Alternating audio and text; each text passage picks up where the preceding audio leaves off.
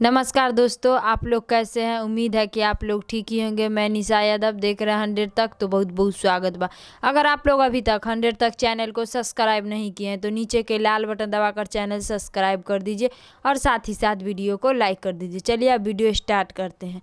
तो आप लोग के बता दी कि कृष्णा बेदर्दी जी के लिखा हुआ बहुत ही बवाल होली के गाना बहुत ही जल्द खेसारी लाल यादव जी के साथ सारेगामा हम भोजपुरी यूट्यूब चैनल पर रिलीज़ किया जाएगा। कृष्णा बेदर्दी जी के लिखा हुआ बहुत ही बवाल होली के गाना बहुत ही जल्द खेसारी लाल यादव जी के साथ सारेगामा हम भोजपुरी यूट्यूब चैनल पर रिलीज़ किया जाएगा, यानी 7 फरवरी के बाद। काहे कि 7 फरवरी के खेसारी लाल यादव जी और अक्षरा सिंह जी के वीडियो ड्रीम में एंट्री के फुल वीडियो फुल HD में 7 फरवरी के सुबह 11 बजे सारेगामा हम भोजपुरी यूट्यूब चैनल पर रिलीज़ किया जाएगा, यानी 7 फरवरी के बाद ही खेसारी लाल यादव जी और कृष्णा बेदर्दी जी के लिखे हुए बहुत ही बवाल होली के गाना आप लोग को देखने को मिलेगा सारेगामा हम भोजपुरी यूट्यूब चैनल पर।